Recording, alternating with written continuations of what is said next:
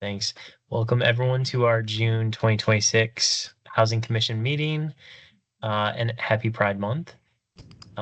We are going to start with items, start with public comment for items not on the agenda.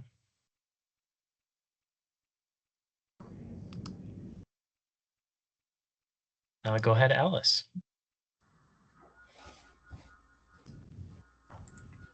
Trying. There you go. I couldn't get off. I couldn't get my camera on. Good evening, everyone. Alice Hogan from Navajo, Arlington. I wanted to just mention a few things. I don't know, Alex, if you were able to send the newsletter today or you'll be sending it. I wanted to highlight a few things from our monthly newsletter for you all. There's a lot of feedback opportunities right now in Arlington to make sure you all know about the comprehensive plan has a website, and that feedback is due the 7th, which is Sunday. And then Housing Arlington, which I think, they've come and spoken to you, I guess, Richard, that has a feedback of June 14th. And then I wanted to ask a few questions.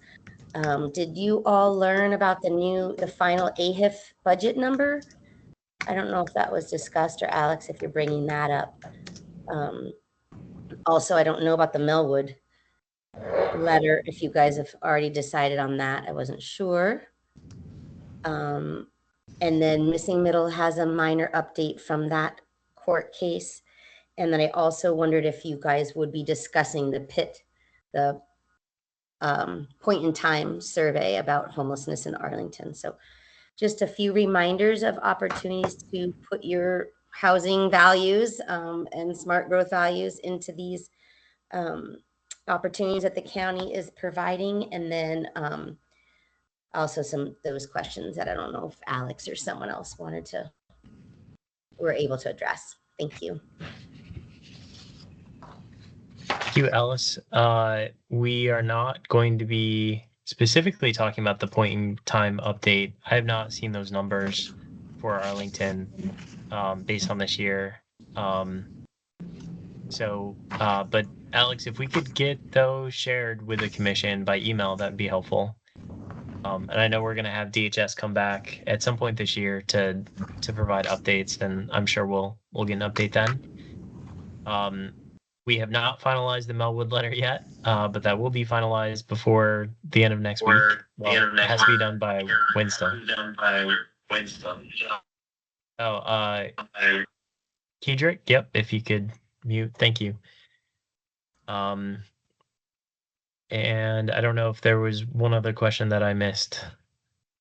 I asked about the Missing Middle lawsuit, and then also the final AHIF budget allocation number. I do not have an update on Missing Middle at this time. I also don't have the final AHIF number on hand, but I'm happy to send that out to the commission and CC you, Alice, as well. Okay, I have information about both of those if you would like them. Otherwise, that's okay. It's up to you. Sure. Okay. The Missing Middle, actually, you can look on the Missing Middle website. The county did put a new update on there to they're trying to, show the community where the lawsuit is where it stands. And right now, I'm not a lawyer, but as I understand it, the Wilson Ventures is a small developer in Arlington, and they wanted to be part of the original suit, opposing the end of Missing Middle. They wanted to be involved because they already owned a piece of land. They were already planning to develop Missing Middle. And then when the plaintiffs came in, Wilson Ventures was not able to join the case, kind of as a defendant, I guess. And so that went kind of separately from the actual case. And so you might be hearing in the news that, the Missing Middle, housing lawsuit went to the Virginia Supreme Court, but it's actually this other piece, which is that this Wilson Ventures is, I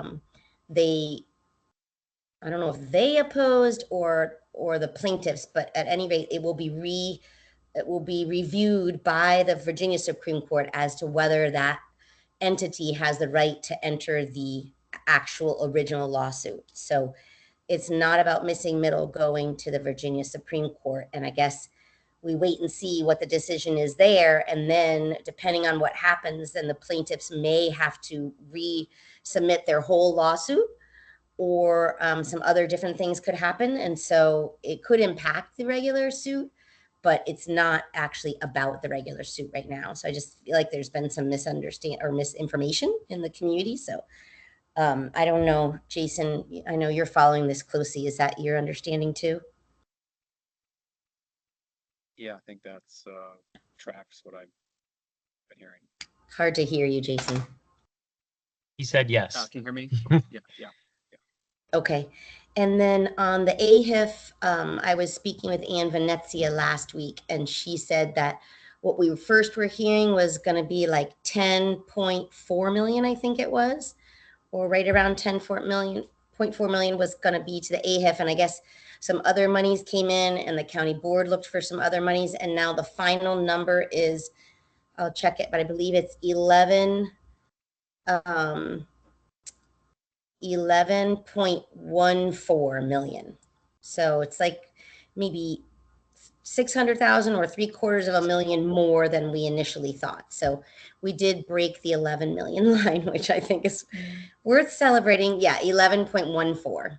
Yeah, so that's the final number.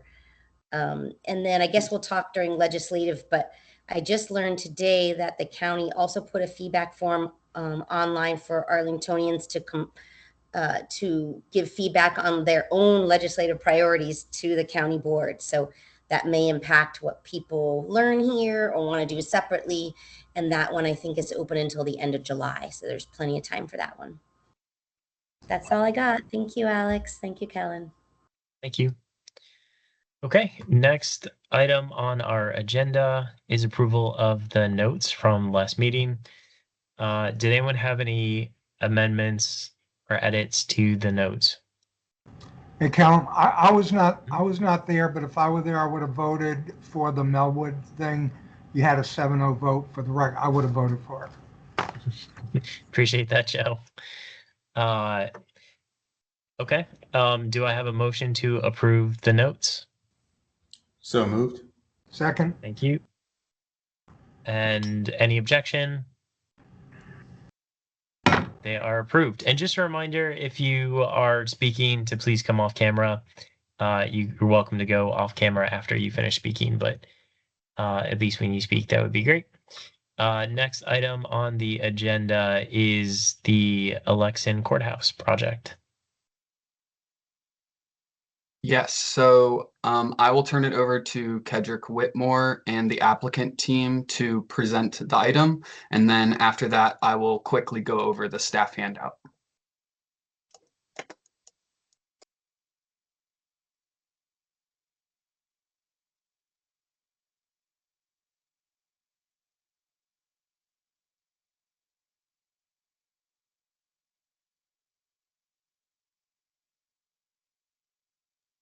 Hello, can you hear me? Yes, now we can. Great. I apologize. I'm having some technical issues with my camera, so I am not able to turn it on. Let's see here. I will see if I can share my screen, if that's all right. Apologies, Mr. Chair. For some reason, my camera is not working, but I will do my best here to see if we can share our presentation. Well, thank you all for your time. There we go. Thank you all for your time this evening. My name is Kedrick Whitmore. I'm a land use and zoning attorney with Venable LLP, and we're excited to bring you the proposal for the Arlington Courthouse project at 2015th Street North. I will share my screen here.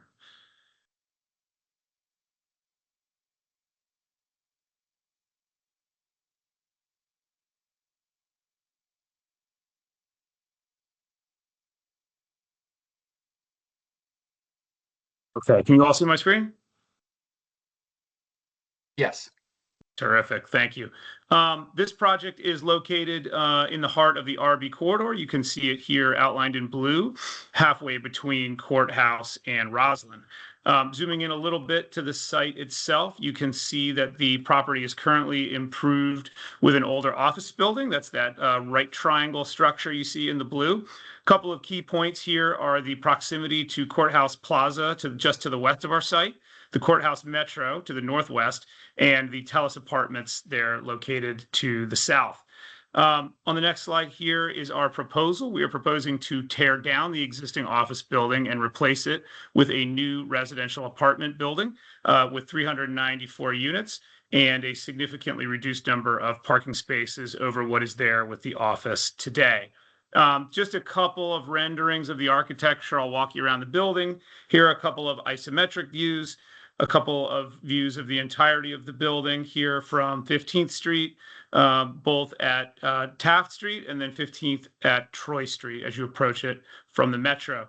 And then finally, a rendering from the entrance here at 15th at Taft that wraps around onto Taft Street that you see here on the next page. And then you can kind of see the consolidated parking and loading areas there on the left side of the screen on Taft Street.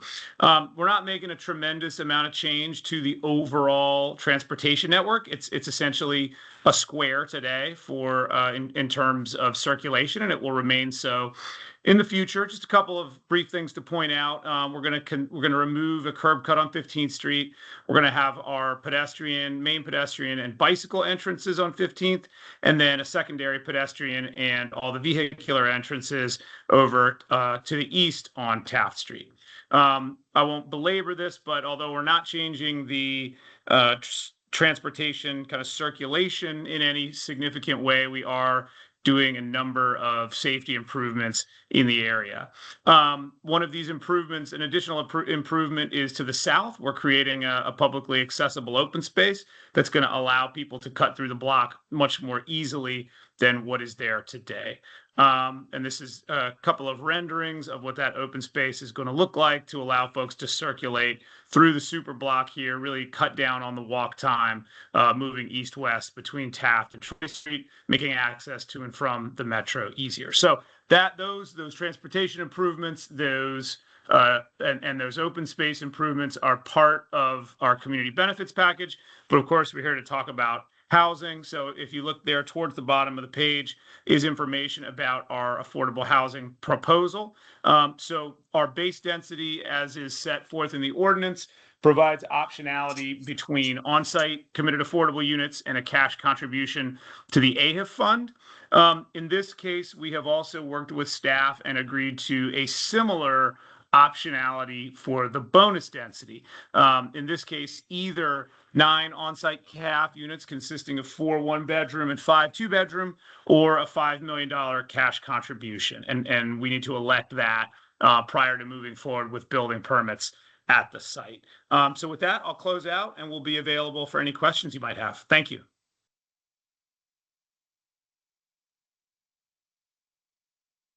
And I will share my screen very quickly. Can everyone see that? Yep. Yeah. Great. So I think we know the location. It's on 2015th Street North. It will be a 19-story residential building with approximately 394 units.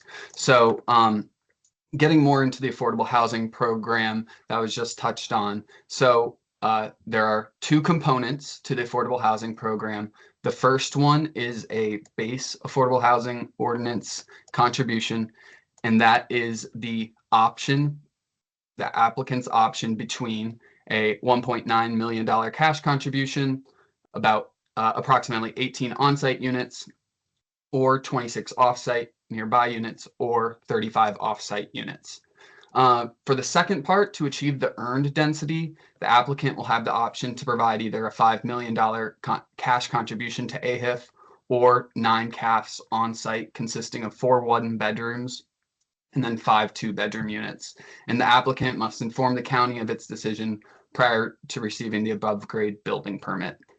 If the applicant chooses the on-site units, the CAFs will serve incomes up to 60% of AMI for a minimum of 30 years. So on-site units would achieve a lot of the goals in the Affordable Housing Master Plan. including adding 2-bedroom units. The project will include 1 Type A accessory accessible CAF, and then also is on a primary transit network as well. So if the applicant elects to provide a monetary contribution, the proposed cash contribution would enable additional income eligible families to live in Arlington. If the $5 million cash contribution is leveraged at the county AHIF per unit subsidy of about $115,000 per unit, about 43 offsite units affordable to households earning up to 60% of the AMI may be created at a future affordable housing development. So staff recommends an option for a cash contribution because it can be leveraged to serve additional families and deeper affordability levels elsewhere in the county. Since on-site units and cash are beneficial for different reasons, staff has agreed to allow the developer to ultimately choose which option. The developer has indicated a desire to provide units, but may change to a cash contribution if it's determined to be feasible during their underwriting process. And then touching on the racial equity, so looking at the questions, who benefits, who is burdened, who is missing, how do we know, and what do we do? So using the 2024 American Community Survey, which produces 5-year estimates for the racial composition of census tracts, we know that the data indicates the census tract where the site plan is proposed has a proportionally larger white population than the county as a whole. There is a smaller percentage of the Black population, Asian population, and multiracial and combined populations than the county as a whole. There is also a smaller percentage Hispanic or Latino origin populations in the census tract where the proposed development is located compared to this county-wide population. So if the developer elects to provide CAFs, the proposed 9 on-site CAFs would benefit and enable income families to live in an area of the county that is transit proximate and contains community amenities. In terms of who is burdened, the proposed units will be affordable up to 60% AMI and may not be affordable to households with very low incomes and who may not be eligible for housing grants or housing choice vouchers. For this reason, one could say that very low income households are missing from this opportunity as well, since these households may not have access to live in units if they're still unaffordable. So if the developer elects to provide a cash contribution, the proposed contribution would benefit and enable additional income eligible families to live in Arlington. If the $5 million cash contribution is leveraged at the county AHIF per unit subsidy average of $115,000 per unit, as I mentioned earlier, about 43 offsite units to households earning up to 60% of AMI could be created at new affordable housing developments. In terms of who is burdened, the anticipated units created from the cash contribution through the AHIF program will be affordable up to 60% AMI and may be able to serve those with very low incomes and who may not be eligible for housing grants or housing choice vouchers. Missing from this opportunity would be CAF units serving households on site. So we know this information based on the census tract information that we have, and in terms of what do we do, the county has an opportunity to consider the site's proposed affordable housing program in light of these potential benefits and impacts. So the staff recommendation here is approval of the affordable housing program, which meets the affordable housing policies of the base, while also including either 9 on-site CAFs or a $5 million cash contribution to AHIF. And with that, we do have one public speaker, so I will bring up that.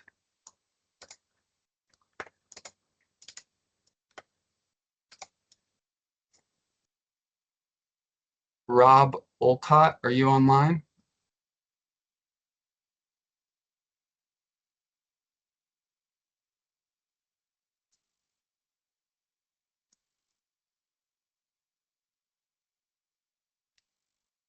Hear that Rob is online. Okay. And that's not the phone number, I assume, either? I don't know who the phone number is, but I'm not sure. okay. Maybe if he joins, we can come back to him. Okay. Sounds good. Well, thank you for the presentations. Let's go ahead and open it up for questions and comments from the commission.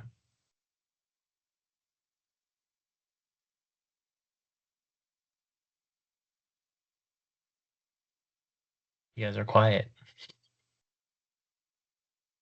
No thoughts on the development?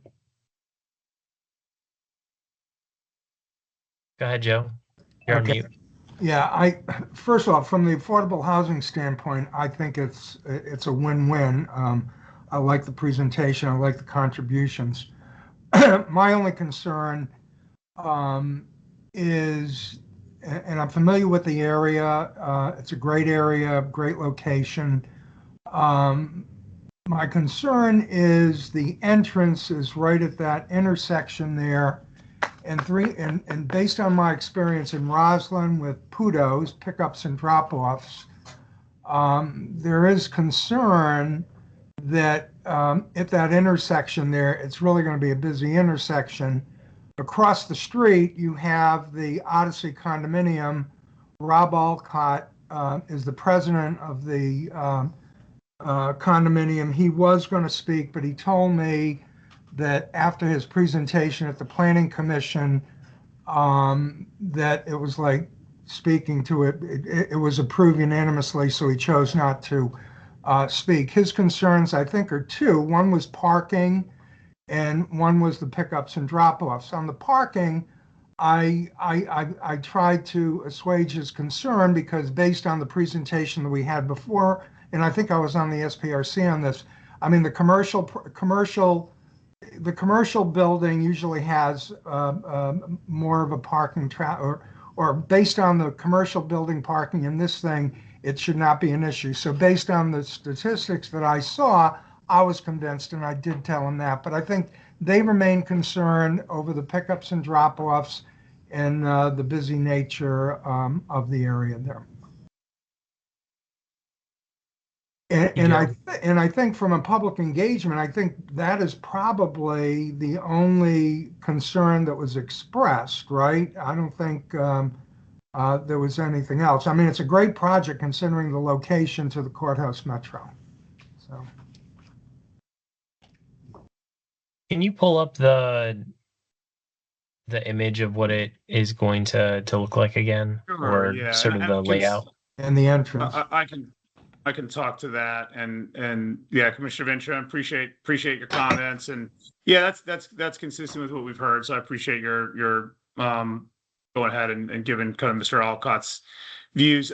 Just to kind of walk through it here, this is shows the circulation and some of the improvements here, and we did hear some of that concern at SPRC, and so we did add.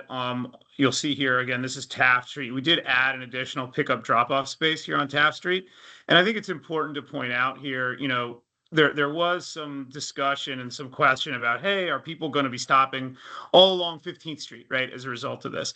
But I think it's really important to point out that, you know, the 15th Street frontage is here, right? This is 15th Street as it is with the building. But the entrance to the building is not in the majority of that area. The entrance to the building is actually right on the corner here. And that entrance wraps around onto Taft Street. So really, we're talking about an area here where if you're coming as an Uber driver or Amazon delivery, what have you, you know, you're generally looking at this area. And the really good news is the PUDO's right there. And so somebody, you know, who's heading eastbound, you know, may see the entrance. Okay, there's going to be hopefully some signage here that will direct them. And then it's a pretty easy turn to get off the main road, pop over into the PUDO, and then you can walk very easily from the PUDO space up to that main entrance. I think some of the renderings may also have an example of that too, to show how that it really is the entrance. Here we go. Really is encompassing 15th and Taft. It's really that corner. So nobody's gonna, the concern about folks parking, you know, and taking up the street much farther west on 15th Street, I think probably isn't realistic given the positioning and location of where the main entrance is vis-a-vis the proposed PUDO spaces. If you have adequate signage there, that should at least help. The problem is we don't really have that much signage and we really don't have enforcement. But if you do the signage, that should help. And I think it's a great comment, and you know, it's something the county controls the signage, right? They control how the right of way is signed. I mean, the folks, the planning commission did say, hey, you know, it would be helpful if you all let people know and we're kind of proactive in letting residents know, hey, don't take up that space right on 15th Street. And that's certainly not something we want either. So we plan to do that as well and be conscious of that and be good neighbors as we go into operations. Jason? Yeah, I watched the Transportation Commission meeting on this, and none of the commissioners, including one that lived like right there, had a problem. And I live pretty much right here as well, and this is a very, very low traffic area. Even Wilson and Clarendon Boulevard, even in rush hours, I got Taco Bell today across the street. It's like it's just shocking how little traffic there is at 6 p.m. because again, Joe, I know there's a lot more traffic in Roslyn because Keybridge back up in 66, but up here, the OD pairs, origin destinations, are everyone is either non-highway, and because it's so close to the metro, there's really limited through traffic, especially at rush hours, because the deliveries, they're coming during the day when there's even less traffic. So, I mean, I know that people could potentially think about that, but I think that especially with Taft Street being a kind of dead end street, a loop, I think it's extremely slow. I don't see an issue. And then just a note on the affordable housing contribution, I think that, given the state of our deficit of AHIF, I know we're looking at bonding and all sorts of other things, but I think that going to AHIF, leveraging, getting the more units, and you think about the area, you have like, other new affordable housing like Holy Homes nearby, and I know there's potentially some more there in the site plan for Marbella redevelopment. So, that could go so much further. And yes, it is a little further from Metro and whatnot, but you get so many more homes in still a very walkable location, and some other possible redevelopments of garden apartments that could be redeveloped that the AHIF could go towards to make those pencil out to work. So I think that, yes, there can be a lot more housing here, but Radnor, Fort Myers Heights area where I live, there are still tons of opportunities to put that AHIF to use, to put housing, not in per se this building, but in leverage to get more housing in virtually the same area. Thank you. Thank you, Jason. Any other comments, questions on this site plan project? For the record, I agree on the parking. When I go to the gym, I always find a spot there. So I agree with Jason on that thing. So I think the Pudo thing could be ameliorated with proper signage and management. So. Sounds good. Yeah, I think it looks like a good, solid project. And if there's no other questions or comments, since this is an action item, we can just move into a vote. Does someone want to make a motion to recommend approval of the site plan? I'll make a motion. Thank you. Second. Is there a second? Second. Thank you, Jason. Okay, let me do roll call. 1 second.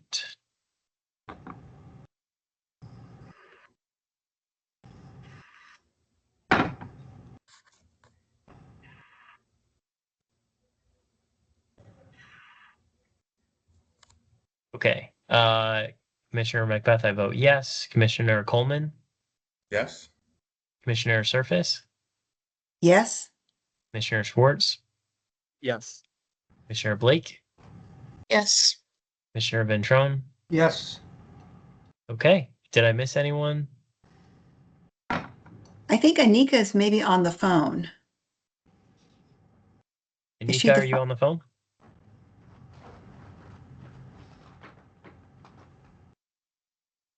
Okay. Then it passes unanimously. Thank you all. Thank you to applicant, the representatives, and to the county for the presentation. Thanks, everybody. Next item on our agenda is the General Assembly housing updates. Yes, and I will pass it over to Joel Franklin in CPHD Housing for that item. Good evening. 1 second while I pull up the presentation. All right. Yeah, thanks for having me. So I'm Joel Franklin, planner in Housing Division. I'm not necessarily an expert on all things Virginia General Assembly, but I'm one of the people in the Housing Division that helps track legislation. Luckily, I'm joined by Christopher Lyon, who is our intergovernmental affairs liaison in the manager's office. So I think he's largely down in Richmond for this type of things. So once I go through my presentation, I'll turn it over to him, and hopefully also he'll help me answer any questions there might be. So the General Assembly meets annually, beginning on the second Wednesday in January for 60 days in even number years and for 30 days in odd number years. So I just wanted to briefly go over the steps for a bill to become a law. I know it's a little schoolhouse rock, but I know when we did this for my coworkers in housing, they were appreciative of the reminder of how this works. So bills may originate in either the Senate or the House of Delegates. The bill is then referred to by the Senate clerk or the House Speaker to the appropriate standing committee.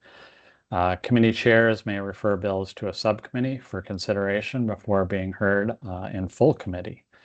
The members of the committee in public session study, discuss, and vote on the bill.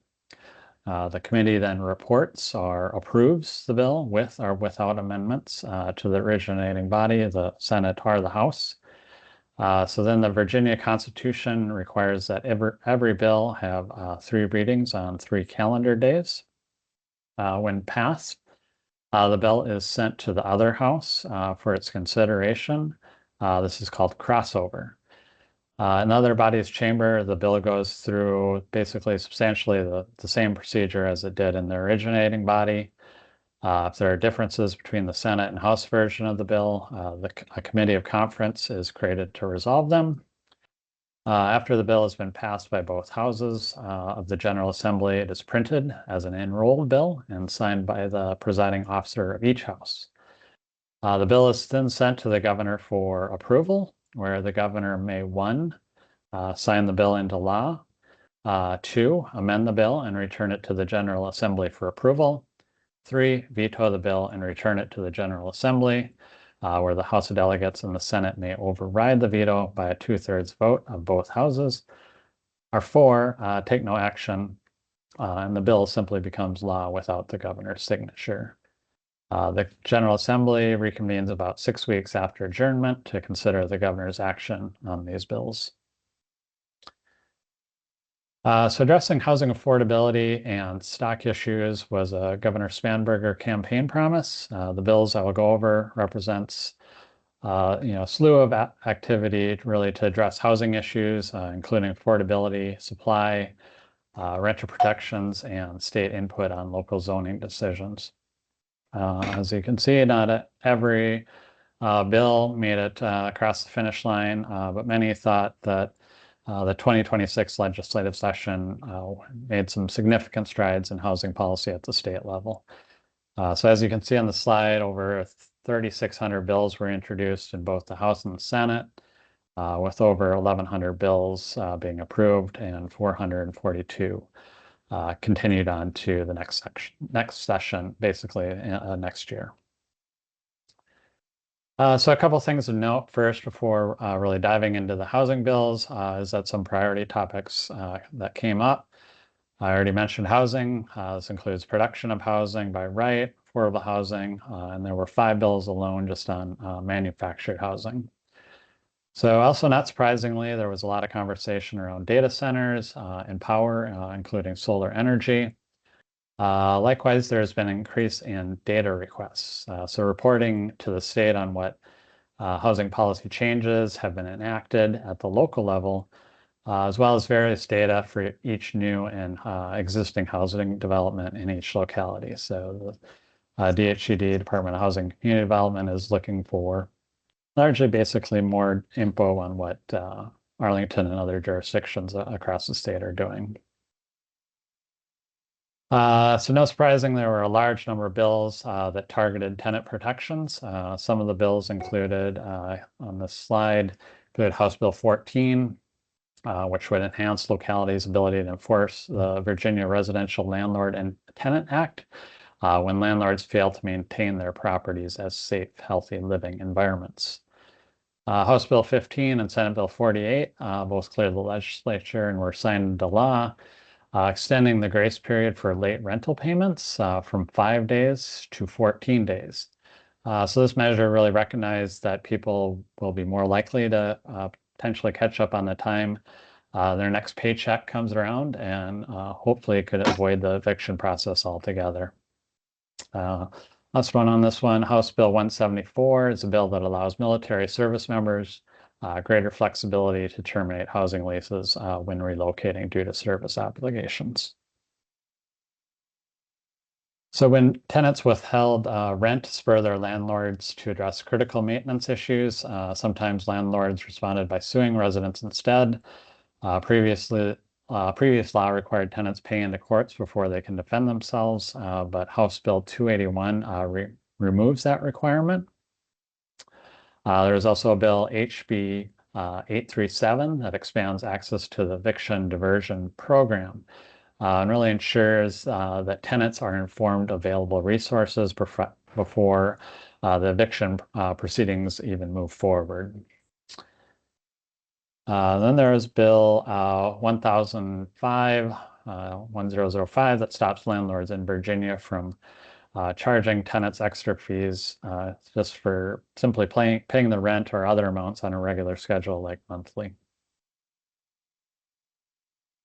So legislatures also sent the governor a slate of measures to boost the number of available homes statewide. There were some bills that focused on affordability assistance and specifically affordable home ownership.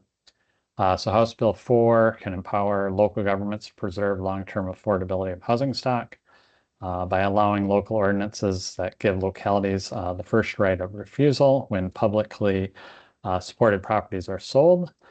So this would basically require an owner to accept a right of first refusal offered by the locality in order to preserve that affordable housing for at least 15 more years. House Bill 352 allows any locality that has created an industrial development authority or economic development authority to establish by ordinance an affordable housing performance grant program. And Senate Bill 328 and House Bill 164 would lift local caps on grants to help local government workers purchase homes in the communities they serve. Both of these bills really emphasize the rising cost of living in certain localities for firefighters, law enforcement officers, public school teachers, etc. So removing that cap could potentially provide a more meaningful offset to buyers on that affordability cusp, especially when it comes to some of those upfront costs. House Bill 1212 would require localities of over 50,000 people to designate zoning for small lot single-family homes. The bill would permit a single-family dwelling on a lot with a minimum lot area of 3,000 square feet or less.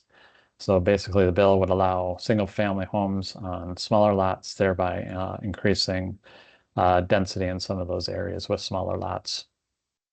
HB 594 would streamline approval processes for affordable housing projects by allowing local governments to authorize a zoning administrator to implement a process for rezoning applications tied to affordable housing developments. So the bill allows DHCD to give a locality priority for any grants or loans that are administered by them if that locality demonstrates satisfaction with this ordinance. Lastly on the slide is the revision to our affordable housing ordinance that has been continued to next year. This would have given Arlington greater control over our affordable housing ordinance. It would potentially have allowed us to create a process to adjust the cash contribution to the county's affordable housing fund by developers in lieu of providing affordable dwelling units. Just to reiterate, the bill was not approved.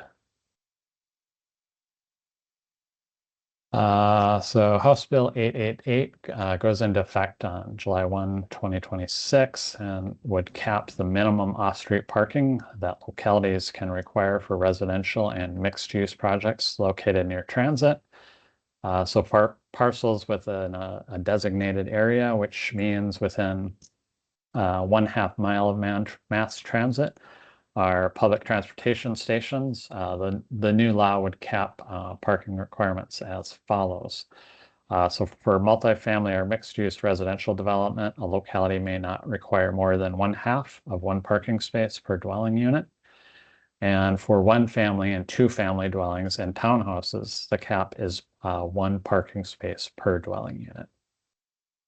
Additionally, any locality with population greater than 20,000 must establish an administrative process allowing developers to request a reduction of at least 20% in minimum parking area for residential or mixed-use projects, even outside of those designated areas that I alluded to earlier. Probably one of the most talked about is the bill dubbed Yes in God's Backyard. Previously failed attempts to enable faith-based organizations to construct affordable housing on land they already own did move forward this year. So Senate Bill 388 and House Bill 1279 will eliminate the rezoning step for faith-based organizations and other tax-exempt nonprofits to develop affordable housing on their properties. The law will take effect on January 1st, 2027 and has a sunset date of January 21st or January 1st, 2031, unless reenacted by a future General Assembly. So the faith and housing law will allow eligible faith-based organizations who have owned the property for at least 5 years to develop by right. The housing must be at least 60% affordable for households making up to 80% of the area median income. The development is subject to local environmental, historic, and archaeological standards. So all these bills and more can be looked up on the Virginia State Legislative Information System, and I will turn it over to Chris if he has any additional thoughts before opening it up for questions. Sure. Thank you, Joel. I think that really laid out the major technical areas. So the core takeaway was that we saw a major focus on supply this year.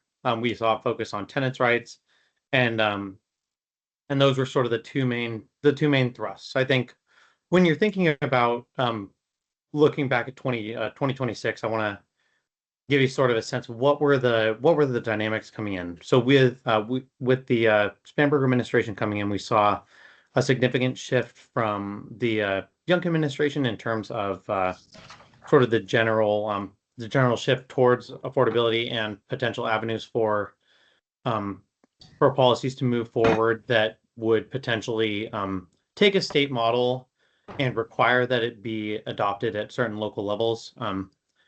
That was I think the major shift in tone was looking at trying to create more of a statewide template for a lot of these policies. Whereas a lot of when we think about planning, zoning, and housing policy in previous years, this was pretty much left to localities, and Arlington, through using its particular form of government, was able to craft some pretty ambitious but thoughtful local options. A lot of what we were working on, and when you wonder how are we engaging here at the legislature, it was making sure that the legislature or legislators were aware of how some of the things that were being tried at the statewide level were already happening at the local level. We're going to preserve that existing authority while expanding some of this authority to those other localities, and that's everything from solar canopies to tree canopies to parking minimums to the other aspects that Joel was speaking about. I think looking at the context coming in, and want to share this as we start looking towards 2027 because it'll give us some insights on where we're going. We saw that the Governor Spanberger is continuing to champion the mantle of affordability. So a lot of the policies are couched in that specific lens, whether that's impact on taxpayers, the reduced burden on renters, et cetera. That is really where a lot of the policies that advanced were able to land, was when they were able to create that clear tie to affordability. The General Assembly, with no Senate election, saw House elections that led to a near Democratic supermajority. What that did is it meant that folks who were in the urban crescent, it shifted how they were indexed in the House committees. So whereas you had a partisan split of 12-10 in those House committees previously, now you're looking at 15-7. So when it comes to folks who are representing Nova, Richmond, Hampton Roads, those voices spoke a little bit louder. There was a little bit more of a cushion for folks to take slightly more ambitious swings when it came to policy. And then I think you saw the evolution of a couple of the major players at the legislature, whether that's the County, Cities, and Towns Chair, Dan Helmer, really pushing, saying we are going to find things on the supply side and move forward, or whether it was the establishment in the Senate of a special subcommittee on housing in the General Laws and Technologies Committee. This is a pretty big deal and shows us that, all right, moving forward, we are going to see a larger emphasis on housing down in Richmond. The Senate typically does not establish subcommittees unless they need a specific focus area. I think that is sort of the broader context. And then what does that mean? I think this year, one of the things that we saw was that the governor was also coming in and, while was willing to make that push for affordability, was really across a various swath of issues, really pushing back against the legislature, saying, hey, I want to be engaged in the legislative process. If we are going to make a major policy decision, it should include my team in it. And that was something that was felt in the housing space as well, when we saw really a slew of amendments came down, and then across some of the other areas we saw those vetoes. What that means for us now, why share that? It's going into 2027. We're going to be looking at a couple of things. One, we should, fingers crossed, have a budget in the next 2 weeks or so coming out here. But what we're going to look at seeing in 2027 is we're going to be truing up that budget, and it's likely that we're going to have a lot of one-time funding. So when you're thinking about what can we do in the housing space, we talked about how Arlington's carved a niche in terms of having enough local authority to take action to adopt really creative housing policy. Where we've really seen a gap has been in resourcing. And this was something that we saw in the push for the Urban Public-Private Redevelopment Fund. And this was to help with office to residential conversions. This is an effort that I expect to see coming back in 2027. It helps folks in Richmond, it helps folks in Tidewater, and it should help us just capitalize what is a relatively expensive process. And then the second piece that we are going to be seeing sort of potentially a local work group put together is on looking at the affordable housing set aside and whether that incentive is sufficient enough to get on-site or in the county built affordable units. So I think we're going to see with that second year of the budget an increased emphasis on resourcing sort of the existing models that we already have. Then I think the other piece is that we're going to want to get this in front of the governor's policy staff as soon as possible. So to the extent that y'all are able to use the form that was provided by Brian to Brian Esty, the county's legislative and policy analyst, who's going to be doing a lot of the coordinating of the various policy initiatives that are coming in from the boards and commissions. Please share your ideas early, and I would say start with the concepts of your bills and your ideas that you want to see moving forward, so that we can over the summer help to provide some context, whether that's on the existing policy landscape or on the political context. Give us a sense to think about how it might fit in the county's broader strategic plan. And whether whether it makes sense as a targeted near-term priority or whether it's something we need to build to in the future. That will free us up in the fall to really dive deep into into sort of the most viable and near-term necessary priorities that we're going to be looking at. Then the last, so I guess the big ask from us is please use that form early and often over the summer. It'll give us a chance to really be engaged and work hand in glove with you all on this effort. Then I think that the final thing we're going to be looking at going into 2027 is that we know it's going to involve the administration. We also know that the General Assembly is going to be taking a much closer look at a lot of the various policies that are being advanced within a political context, because the electoral reality is that we're going to have 40 members in the Senate and 100 members in the House, all up for election. And so the the bills that are going to get the most airtime are likely going to be the ones where it's been made clear by the folks who are advancing that legislation that this is politically popular.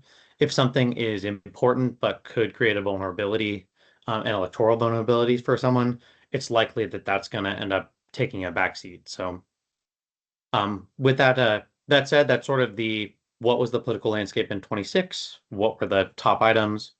What do we need from you as boards and commission members? And what is the landscape going into 2027? I think with that context and with the huge thanks to Joel for the thorough breakdown of the specific bills that advanced. Happy to take questions. Thank you, Chris, and thank you, Joel. I just a comment about the form.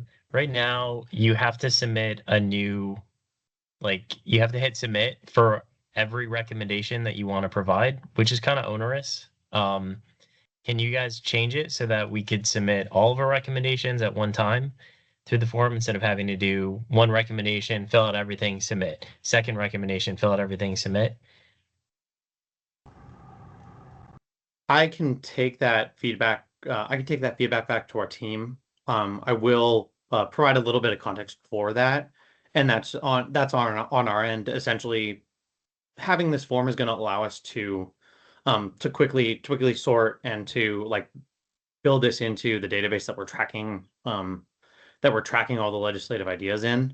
And so having, if you think about what is that going to look like as a work product that we're digging into, if you give me 5 ideas that are all in the same block, we'd then go in, okay, break all these different ideas out, cross our fingers that we sort of did that breakout appropriately, and then we'd consider each of them. We'd likely consider them independently or likely within other similar proposals that might possibly be coming from other individuals as well. So while what I can promise today is that I will flag that for the team that was that folks would like to be able to make multiple submissions. And I just wanted to give a little bit of context on why it was decided on. It seems like it's shifting the time burden from paid staff to volunteers and creating more work for us to save time for folks who get paid to do that. So I understand that it's more efficient for you guys, but also we're giving up our time and we don't get paid to do this. So to make me have to go in and have to break it out, because we're probably going to have 10 recommendations. And for each one, that's going to take more time than we're already putting together a letter anyways. So, because that's how our inputs to the county board have to be delivered. So now we have to do 2 things and I have to break out what we do separately. So it's just creating more work for chairs. And again, we're volunteering our time. So yeah, I think it makes more sense to have people who are paid to do the work have to do more things than the folks who are giving up their time. But something to consider. I have a lot more questions, but go ahead, Joe. Your hand is up. First of all, thank you both. That was an extremely great presentation. And can we have that your PowerPoint available of all the bills? Is that? Yes, I sent it to Alex, and I believe you'll post it on the website. Great. Thank you. Okay, and I agree with Callum. I did the comp plan survey today, and I did the legislative survey, and I'm all confused. My biggest concern is on the legislative, it was generalities and stuff like that. Obviously, I hit housing on every point. So that would be the only direction that would be given to your staff. My biggest concern is there's no detail there in the comments section at the end. I think they only gave me 75 words or something at the end. But case in point, if I wanted to propose a statewide law for minimum property size, like some states are doing, I couldn't do that on that form. So, Joe, I will say, I think we're talking about two different forms. So I think there's a public survey that's out, and then separately, okay, I did yeah. The county board office emailed all the commission chairs a particular form to provide our legislative priorities in. Okay, so I think we're I talking did about two different ones. Yeah. I did the public. Okay, thanks. So next question I had was about the affordable housing ordinance legislation. So I know that the legislation changed the county manager form of government, which, our housing commission and our subcommittee had worked on for about a year, and made the recommendation to go that route. There's two things. It sounded like you said that there was some sort of new group forming to look into that. And is that taking the place of the legislation to push this forward? Is that happening parallel to the effort to try to get this passed? And my understanding is that the developer lobby kind of swooped into the House for Lopez's bill and killed it in subcommittee, I think. Then in the Senate, the county board and Senator Favola sat down with the Chamber of Commerce and the development community to see what do we have to change about this for you to support it, and what do we need to give away. And so they made changes, some of which I don't have an issue with, some of which I think is unfair, because I don't think it's right just because a group has a ton of money and is able to buy access and power that we should just give into that because we're afraid that they're going to tank bills. Including them demanding that they have a seat at the table for any future discussions and that has to be written into legislation. I don't think that's a fair giveaway, given that no one else had the same carve out. And there's plenty of other groups that I think are very deserving of a seat at the table. And if we're going to say that the developer community has to be involved by law, we should also say that other groups have to be involved by law. If we're going to start specifying who's at the table, it shouldn't just be who has the most money and power. But when the Senate bill, after it got changed by the developer lobby, passed the Senate and went to the House, it was killed in the House. I've heard some different explanations for what happened there. Chris, I would love for you to tell us a little bit more about how that died, and what were the concerns that whoever killed it expressed about the bill. Sure. I think that there was the concern from the development community was essentially that they were looking for certainty in terms of what in terms of what, like, going forward the set aside would be, and that's part of why they were pushing for that work group going forward, is to figure out, okay, if this goes away from a specific established rate that's established in code to something that can be changed at the local level, how frequently would that change, who would be responsible for making that change, and then whose voices are heard when that change is being considered.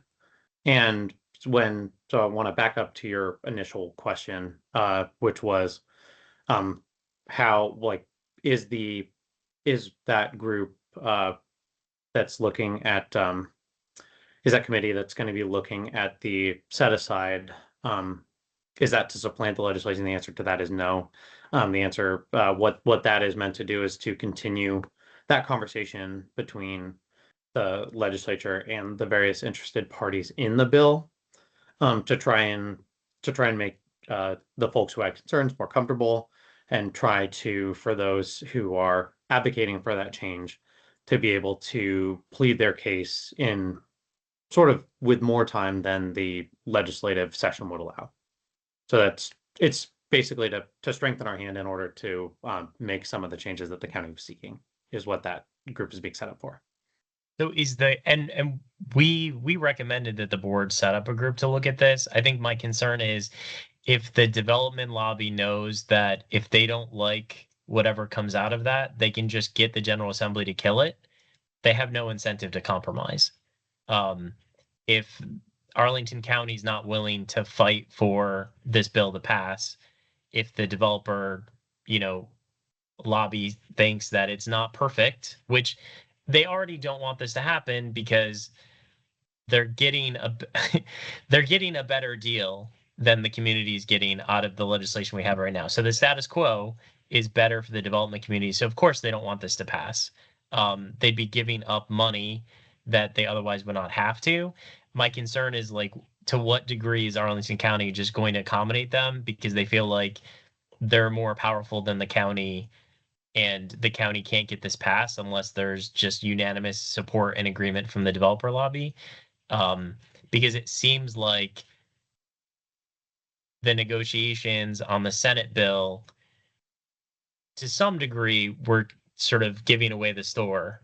And even that failed in the House.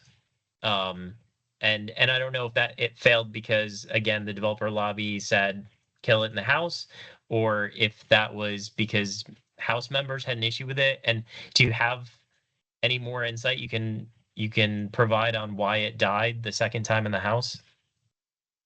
There's a lot of internal strategy that is asked for in that question, and a lot of that I'm going to hold a little bit closer and more proprietary, so that what I can say is our goals, like our goals are aligned with with that as a legislative priority. I think that we are fighting for the same thing. We want to make our hand as strong as we think it can possibly be in order to get as much affordable housing on site, and to have the flexibility that we need in that set aside to make it a really effective tool moving forward. Yeah, so I'm gonna say there was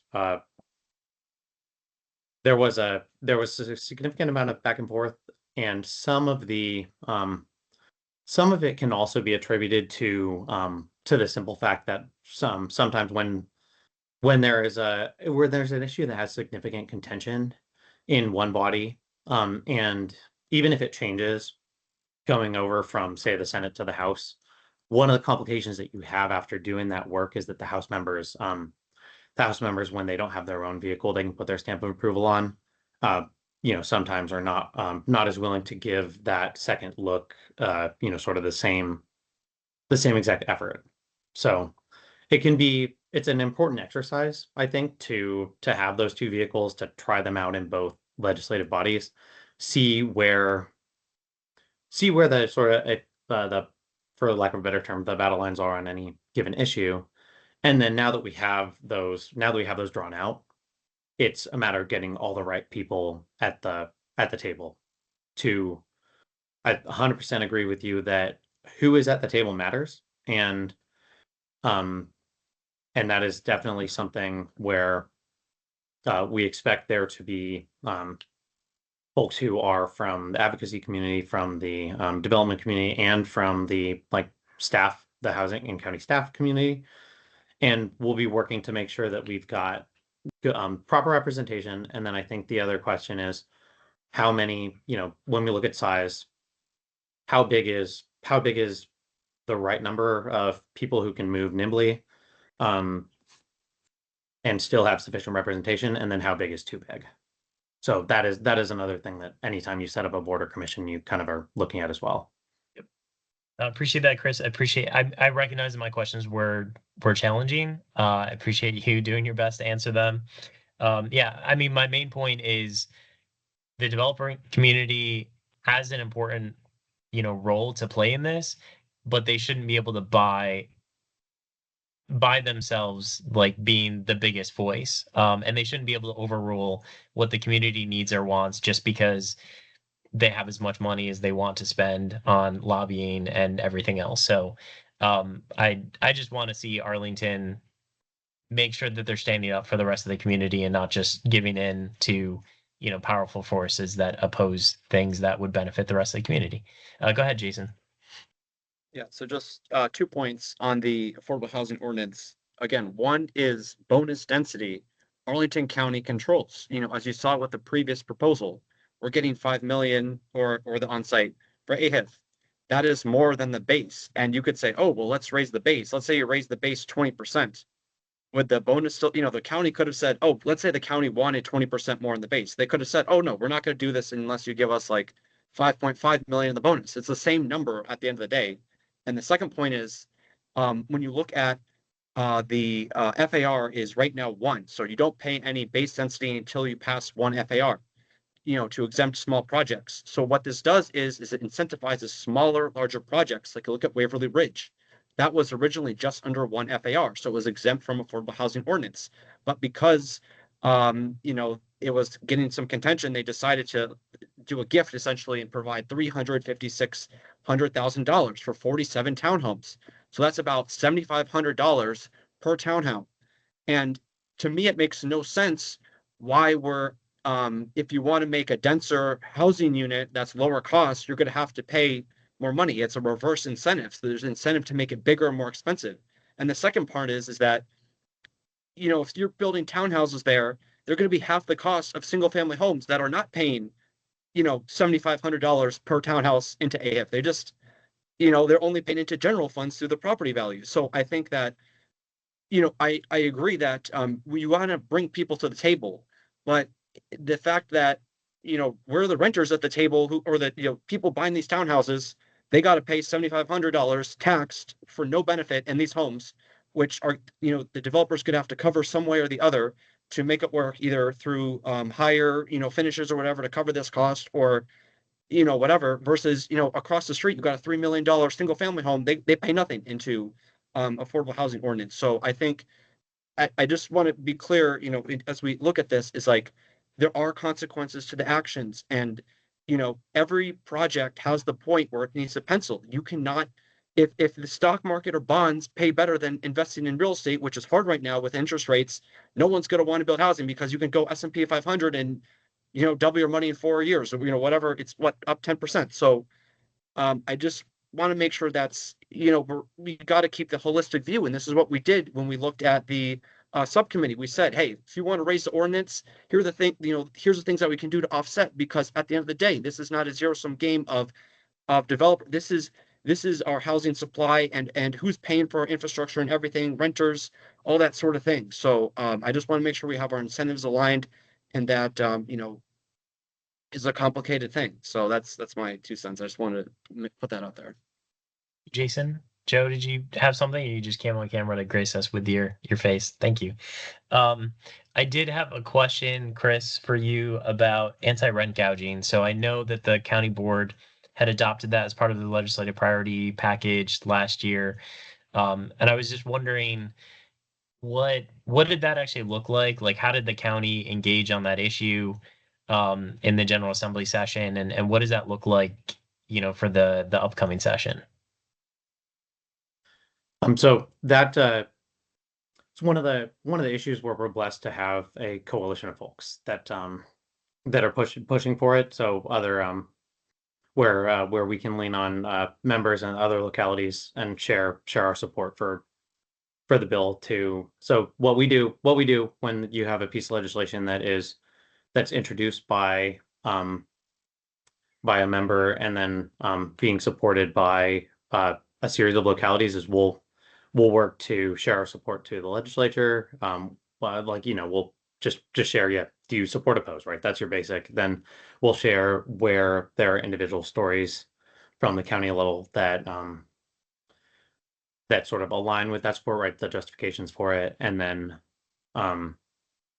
yeah, that's essentially it, right? It's just your standard support lobby template for that. As I don't know if I want to go more I'm not going to do a member analysis sort of pressure campaign kind of assessment or anything like that for you. That's just, I don't think this is the forum for that. No, any update is helpful. I think one of the challenges that we've seen in the past with the legislative party's process for the county is it's kind of a black hole after the county board approves the priorities, and you don't really know what's happening or what they support or what they don't support. And I've been in the position before too, where something's been added to the legislative priorities. The board ostensibly supports the concept, and then you find out that the board actually opposed specific bills because they didn't like provisions of it, or they killed a bill that was part of the overall priority. And there's very little communication with the public on specific positions that the board is making on specific bills beyond the broad sort of concepts that are in the legislative priorities. It sounds like this year you all are trying to be more engaging with the public, at least in the lead up to the legislative priorities process. But I don't know, has there been talk about, and I know it's challenging because the General Assembly moves super fast and it is very difficult to even know what's happening if you're not basically a lobbyist in the process or a member of the General Assembly, because you find out maybe 24 hours in advance if a bill is coming before committee, and things just they shift so quickly. But has there been talk about adding some more transparency to at least the efforts of the county throughout the session and kind of what's happening or what they're opposing, what they're not? Just if there's been any talk about opening that up a little bit, that it'd be helpful to know.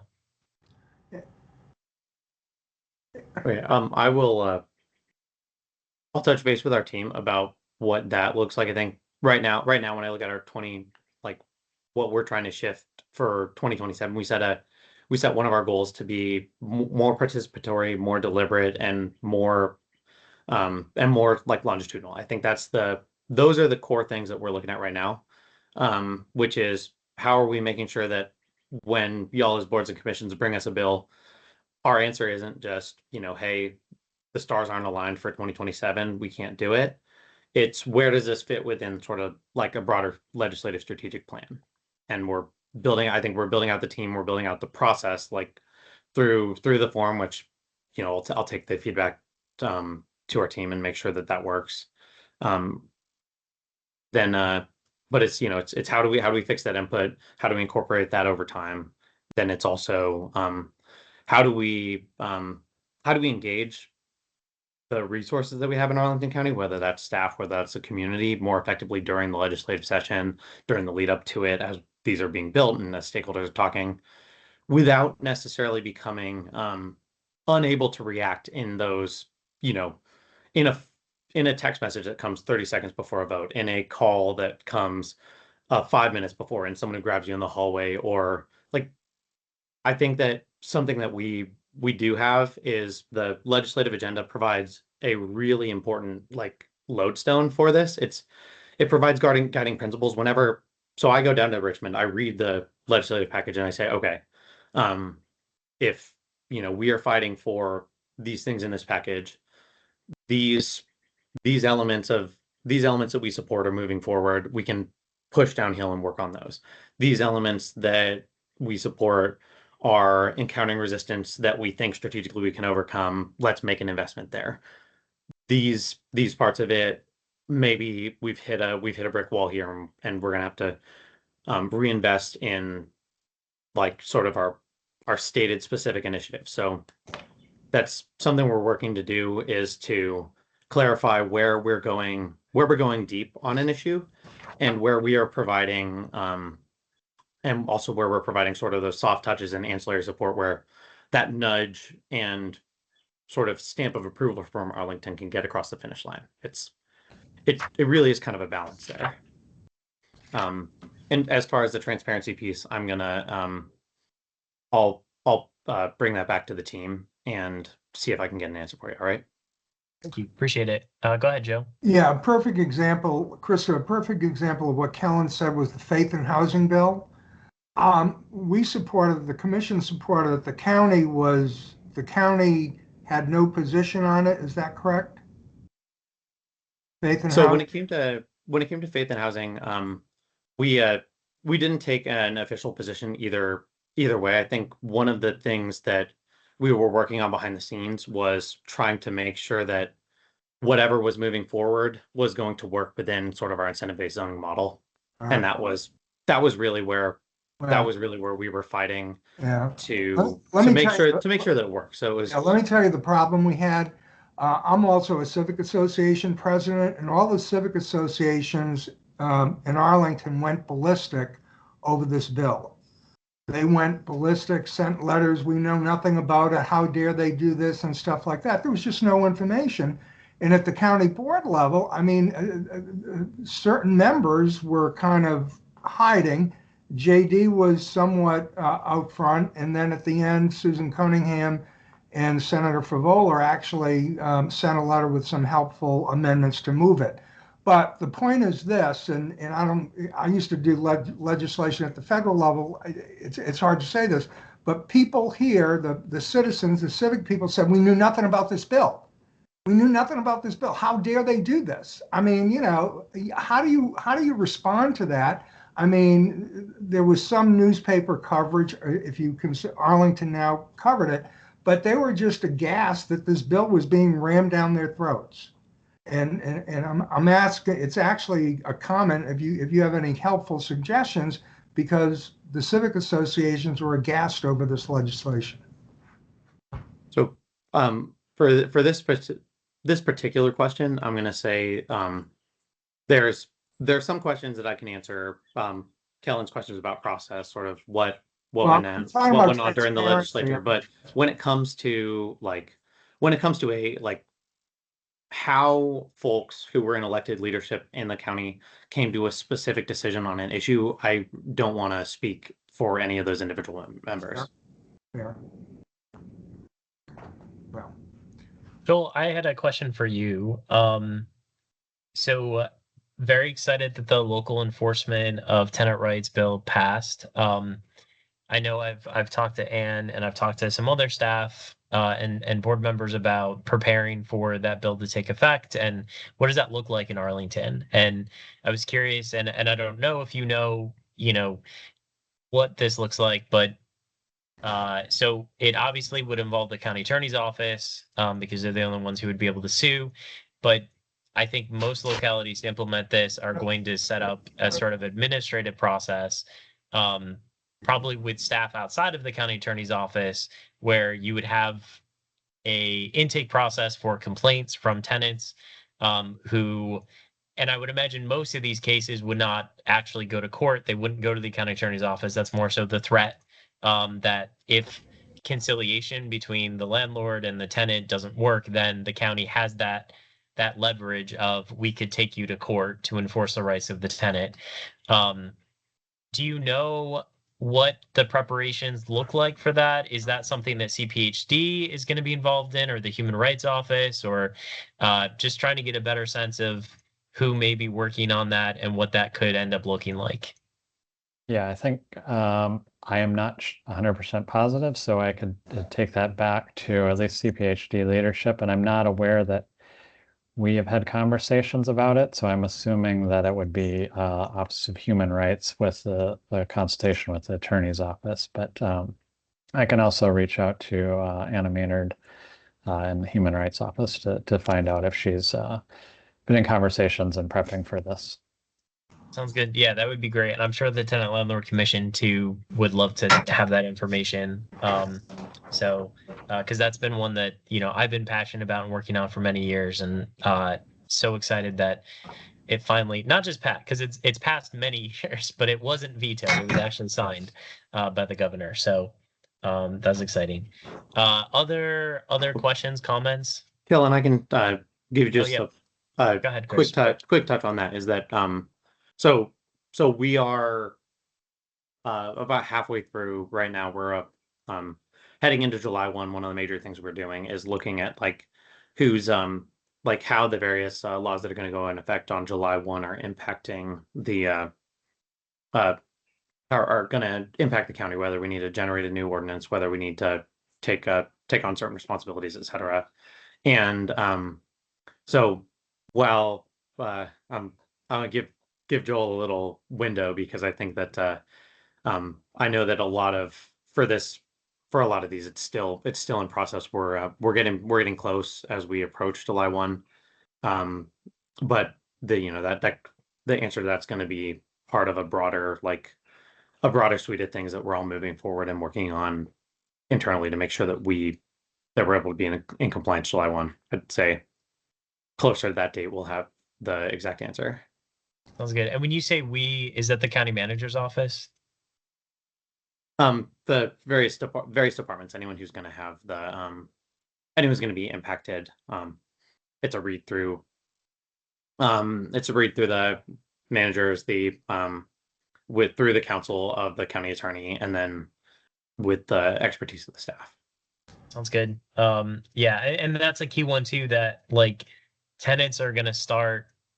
I mean, they're already being told, hey, this is a right you're going to have beginning in July. And we really want to avoid the possibility or, the situation where they come to the county and say, okay, state law says that I can come to you and you can actually help me enforce my rights and I don't have to pay for a lawyer and go to court myself. And we don't want the county to say, oh, we're really sorry. We haven't put anything in place yet to do this. So you're still on your own. So appreciate that you guys are working on it and look forward to hearing more about, what that looks like as you continue that process. Yeah. Would it be helpful as a follow-up just to have to see whether there's a point of contact that's established for that, maybe? Yes. Yeah, absolutely. Okay, so it's how is the county going to enforce it? But then sort of as a follow-on, is there going to be how would someone reach out and contact the county? Yeah, I mean, I think the county already has a lot of resources about tenant rights, and we have the Housing Information Office, but then we have Fair Housing that falls under Office of Human Rights. So this process-wise seems much more similar to what the Office of Human Rights does, but the group that it's targeting is much more CPHD related. And yeah, so it would just be good to know if tenants are going to be directed someplace, like where are they directed within the county, who's going to be helping them, and maybe it's a combination of different offices working together. But it just would really love to have this information because this is a big problem in Arlington is that folks, their landlords violate their rights and they aren't able to enforce it because they can't afford to pay for an attorney. And so this bill is going to allow the county to step in and say, okay, we can enforce it for them. And I think hopefully really solve a lot of these, health and safety issues that we have in our county, and give the county a role to actually play in that. Whereas before they've been sympathetic, but they're like, we legally can't make the landlord do anything, because it's just a private action from the tenant. So yeah, I'm just very looking forward to it. And I think it's going to be a huge benefit, not just for Arlington tenants, but all across the Commonwealth.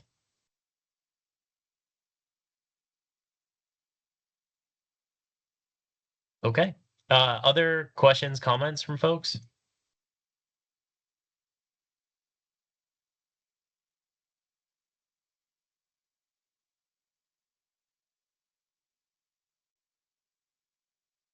Okay, hearing none.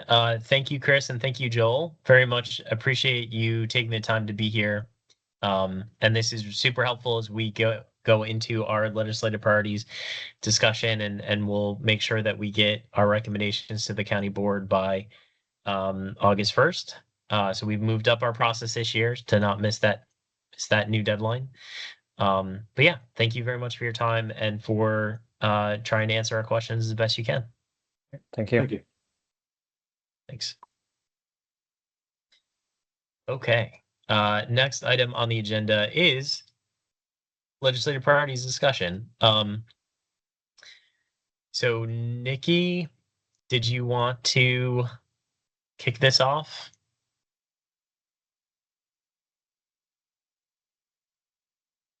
Hey, yes, let me move to a area. Okay, can you guys hear me? Yep. Okay. Yeah, so I think we just wanted to use this time more so to figure out the date of our next meeting. I know Jason sent along some of his ideas. Thanks to Jason for doing that. And Joe, I don't know if you saw the email, but you did? I did read it, and I'm going to give you some suggestions. I read it today, I printed it off. Thank you. Okay, great, thanks. Candidly, I haven't had time to go through the list of orgs that Alice recommended we look at. And I think this presentation was really helpful. So I think going back and cross-checking our list with what we just heard would be good. So I think if we can just figure out our next meeting, since I think everyone that's on the subcommittee is here, that would make sense.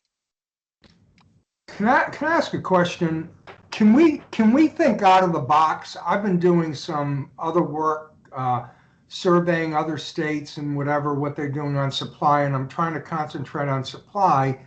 And one of the things that hit me, I read a New York Times article a week ago, where they're pushing statewide minimum lot size.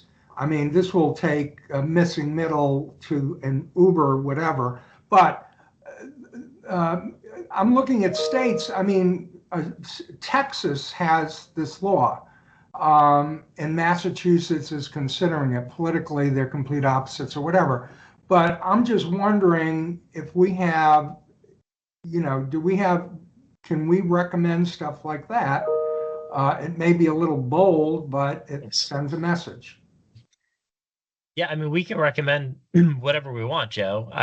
Whether the county board agrees with us or not is a different thing. I mean, I think anything that's going to reduce their authority, they're unlikely to end up probably supporting. Yeah, I understand that. Yeah. But we can, if we think it's a good idea, we can recommend it. Okay. Well, I'm doing a scan, and Nikki, at the next meeting, I'll hopefully have some stuff that's been time tested with other states and et cetera. So I'll be prepared. Thank you. Yeah, thanks, Joe. I think go ahead. that's great. I know we talked. Sorry, Kellen. Go ahead. I was just gonna say, I think that's. I was gonna say, I think that's great, and we were talking last meeting about like the luxury tax that New York has on second homes above a certain dollar amount, things like that. So I think it's a great idea to take a look what other states are doing and make recommendations, especially if it's a tried and true policy. I think too. Oh, Nikki, I was just going to say, if other members of the full Housing Commission have specific legislative priorities that they want to recommend that the subcommittee consider for inclusion, now would be the time to share those with us so we can make sure they get included in the overall list. I think the next meeting of the subcommittee, we're going to be ranking what we think are the top priorities, like each of us individually, and then we'll take that together and figure out what we think the final recommendation should be for the full commission to consider at the July meeting. So if there are things that folks definitely want included and you're not on the subcommittee, I think now is a really good time to share those.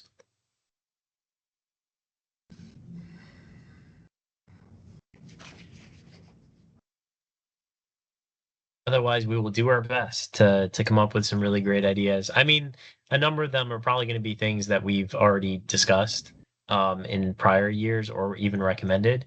I will say what I've heard, and this is, I think, really unfortunate, is that at least in the Senate leadership does not have much of an appetite for tenant protection bills for next session. That they feel like they already did a lot for tenants this session, and so they don't really want to do much more next session. I think is like, what if they said that for healthcare? Like, oh, we did a lot on healthcare. We're done with that for now. But I'm not in the Senate. And I don't get to make those decisions.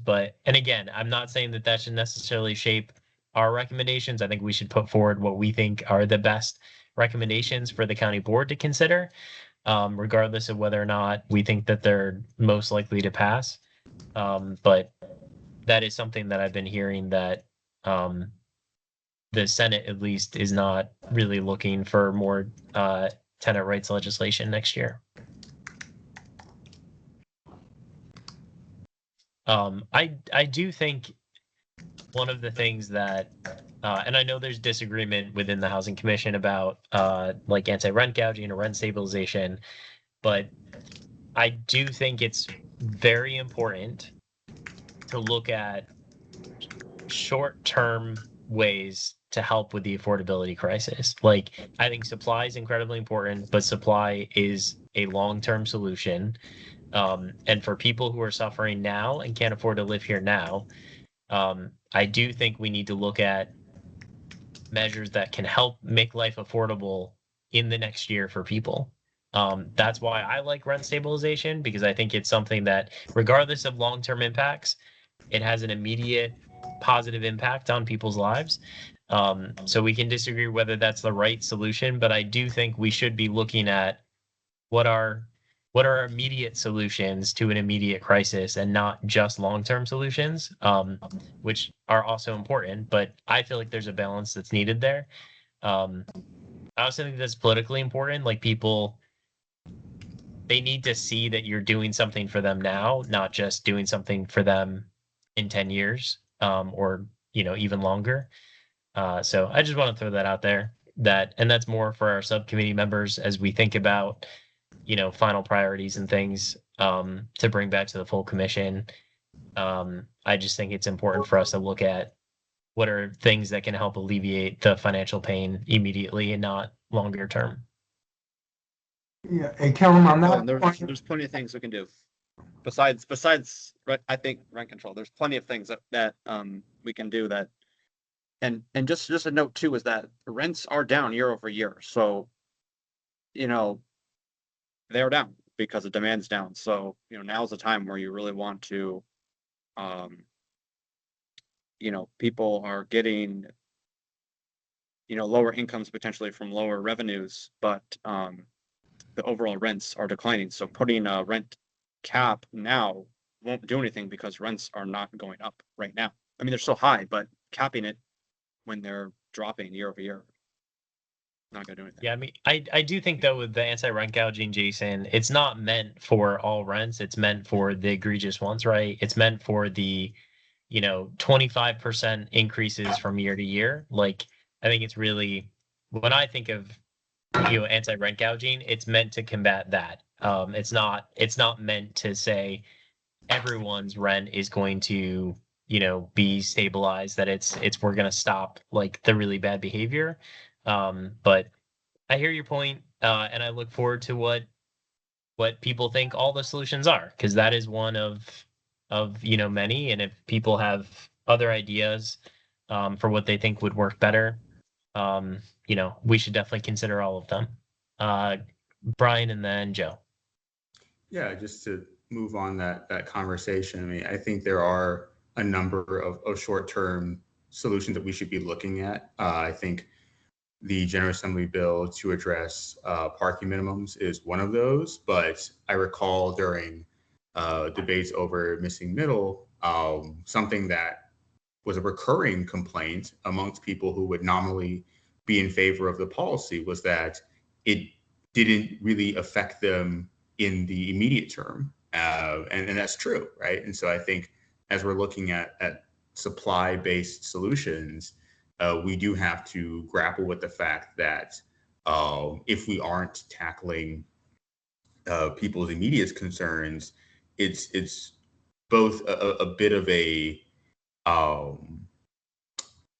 miss in terms of creating policies that impact people at the lower side of income, where this is most dire, as well as being politically difficult to support, right? Because if folks aren't going to be seeing the product of your policies in the next few years or so, whether rents are up or down, I mean, we're arguing over really high rent versus high rents.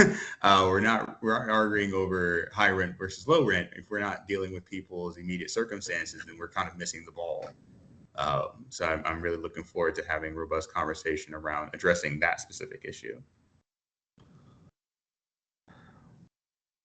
Yeah, I think on themes, and the legislative staff kind of said it's an election year, we really have to concentrate on supply and, I just forgot, well, on supply, let me mention the manufactured housing, which Governor Spanberger did some stuff. And I know, Brian, you mentioned you had some interest in that. At the federal level, this housing bill that you see that the House and Senate can't reconcile their differences, and it should happen because both of these bills passed by wide margins. They're taking the chassis off the HUD code manufactured housing. That is big. That is hugely a big item. And with that gone, you can do more with manufactured housing, et cetera. And I know Nikki said we'll have this conversation at the subcommittee, but again, I think we got to concentrate, Nikki, on supply and home ownership. Those are the politically expedient things that people care about. Thank you. Okay, I'll say one thing real quick. Okay, I know. Okay, there's two things on supply. One is long-term filtering that takes place, but the supply is immediate. So EHO, I saw the first EHO sixplex. It has 3-bedroom homes delivering at $268 a square foot, $3,500 for a 3-bedroom, 3-bath, 1,300, 5 square feet. I met the tenants there. They would not even close. I mean, that's garden apartment level rents, extremely low cost rents. I met the tenants that are living there right now because of this policy. Immediate benefit of this is that they are in low cost homes, well below 100. I can guarantee you these folks are well below 100% AMI. Immediate benefit. So the supply has immediate benefits. Okay, there's other things we can do non-supply, but to help people. But this sixplex alone, just one sixplex, the first one, lowest rents delivering in over a decade in the metro quarter, $268 a square foot. You cannot do under $4 a square foot in site plan projects. You can't. It's impossible. This single project alone, this household of people that I met with, they are there because of EHO. And this is just one, and there's to be more. But this one project alone is helping people well below. And I don't know their incomes exactly, but it's these are not these are people immediately helping that are very below the AMI. So I just want to put that out there, but no more robust discussion on this. But Thanks, Jason. That's the case. Okay, final call for any recommended legislative priorities for the subcommittee to take back and consider. Alice, you have your hand raised. Go ahead, Alice. Thank you. I thought I signed up for public comment on this one, so I hope it's okay to chat. Yep. Yeah, sorry. I realized that after we got into the discussion that we're so fired up about it. Yeah. We dove right in. I have a few different things. A couple of questions. You had talked about the committee that's like innovation policy, are we considering that the same as the legislative committee, or are those two different committees? Say that one more time, Alice. Like that innovation. It's a separate committee. That's IFAS. Yeah, what's that doing? It has not met yet, so it's not doing anything yet, but Okay. It'll be focused on local policies and changes, not state legislation. Oh, got it. Thank you. I needed that clarification. Thanks. I mean, I think that you guys already would have AHO. Like, what do we need to do differently? How do we get that across the finish line next year? I was wondering if they came today to give this General Assembly update, which is wonderful. Will they come in July with how the implementation of the July 1 new legislation will happen in Arlington, and then again, like January 1 for the ones that they will have planned out for them? That might be helpful, just in general, but especially July to kind of like guide your final decisions on your legislative priorities. And then I wanted to let you know that I did talk. I had a group of us had a meeting with our new senator, Bennett Parker, last week, and she was saying she thought that this session was much more focused on tenants' rights. And just as you said, Kellen, she thinks that next session people are really going to want to look more towards supply, and to address the actual quantity that we have and how far we are behind on that. And then you had mentioned about, what could we do immediately, which is opposite that, right? And, the 5,000 families campaign is one. I'm not sure if I mentioned that at our other meeting or not, but that might be one that we could see if the county, I don't know where they stand on it or if they want to, but that's like a pilot to support 5,000 families, low-income people around the state, to see what a little bit of rental assistance does for them, and kind of like prove the fact that that's so very helpful. So there are some things that are out there that we could not just necessarily suggest new legislation, but ask the county, are they already supporting this? And if they are or aren't, like, to what degree, kind of like Christopher was saying, like, are they going to take a back seat or are they going to take a front seat? And that might be helpful for the commission to know. So those are just some thoughts, and I'm happy to join you guys at the next committee meeting. Thank you, Alice. And Alex, to Alice's point, it would be great to have staff come back and present on how the county's implemented the various different pieces of housing legislation. That'd be super helpful for them to do that. I don't know if they would be able to do that in July. I would hope, but they may not. But if we could get that, July or September, that would be awesome. Yep, I can make that request. Thank you. Yeah, and I know the July agenda already has a lot on it. Okay, anything else before we move on to our next agenda item? Where did these Okay, next item is development updates. Hey, Butchie. Also, Alice, you're not on mute. Oh, sorry. Okay, so for development updates today, have two updates that I will read through real quick. The first one is a Barcroft Apartments update. So the Barcroft loan documents for the third renovation phase, containing 61 CAFs, and the fourth renovation phase, containing 53 CAFs, are anticipated to be considered by the county board at their June meeting, with construction anticipated to begin in July.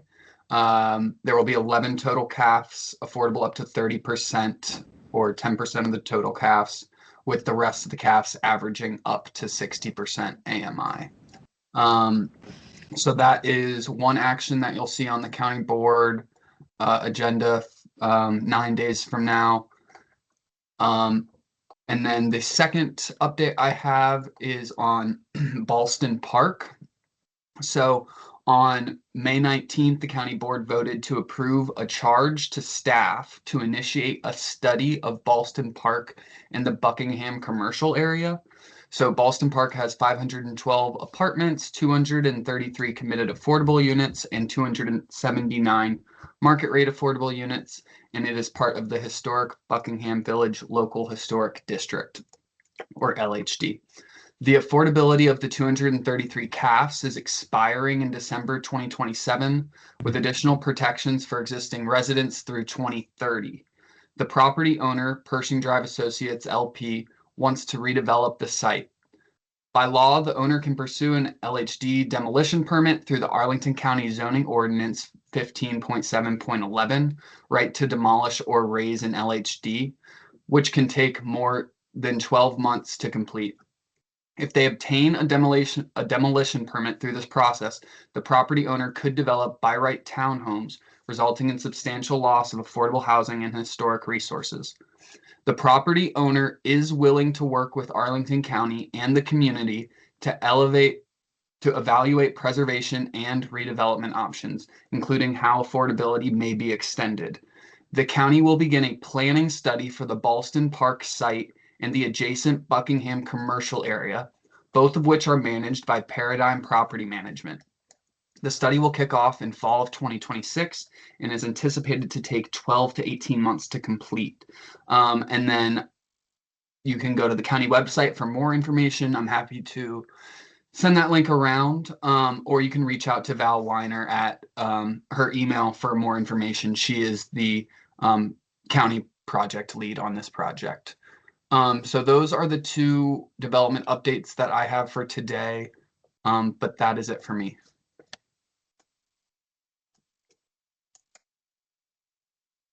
You, Alex. Okay, next item on the agenda, or last item, is subcommittee and liaison reports. First one is IFAS. So the subcommittee has not met yet, but staff has been meeting with the affordable housing development community in Arlington. And I believe Brian and I were trying to work out a date to meet with the county and I think with development representatives as well prior to the first subcommittee meeting. We just gotta figure out a date that works for everyone. But Alex, do you have a sense of when the first subcommittee meeting will actually happen? I'm not exactly sure, so I don't want to guess. But hopefully not long after that initial meeting with you and Brian and the developer partners. Okay. Brian, did you have anything you want to add? It's okay if not. My camera, there we go. Camera was malfunctioning. No, that's generally it. I enjoyed our first meetings. We went over our initial priorities moving forward for ways to increase affordability. And as you mentioned, we're working out with the staff and the partners to get something nailed down, but hopefully we'll be able to get a date hammered out sooner rather than later. Thank you. And I don't think we have any update for SIDSAC or C2E2, but Jason, I think you did meet with the Climate Plan Advisory Group. Yes. So I did meet today, and I don't know if Alex if you could forward as well as the Bulson forward the Joe did. I sent out some key points. Joe, thank you. Added some more context to it, made it more like readable, like mine, which is as you saw, just a couple of bullets. Sent that to the meeting. So today was just like an overview. It was 2 hours. The first hour just talked about Arlington climate and associated things, and then we spent the next hour in a small group talking about those 3 questions. And there's pretty much 2 sides to this. One side, well, there's kind of 3. So I guess the first one is kind of talking about, I would say, things that don't really affect us too much. It's more of just like, okay, how do we do recycling, waste, like that. Like, I mean, it could affect housing, but not as much, people are not focused. But then the next part is about buildings. And so, a lot of the comments that I talked about and that was in the a series of answers to the questions, if we want to talk about affordability, that goes hand in hand in climate, because a lot of the other groups in this session are not as focused on affordability per se. They're focusing about how many of the new buildings that are built are as net zero as possible or have as much, green roof, other things, irregardless of cost or impacts to how many of those Bird glass. buildings. Yeah, bird glass, all that sort of thing. So I think this is gonna be a, I don't want to say constant tension, but it's like kind of like what we discussed with on-site, off-site. It's like it's a constant thing that is going to be a big factor, because a lot of people on this commission come from a different perspective. They're already homeowners. They don't. And in terms of like homeowner renter thing, is another thing, because it's like, I said also about, talk about equity. What does that mean? We talk about equity. Let's say you have a house that is perhaps worth $1 million, but only 900,000 of that's the land, 100K is, the building, and say, hey, you get $10,000 to a grant to replace your windows. Okay, do that, and then perhaps you sell and move 5 years later. Okay, we just kind of subsidize it.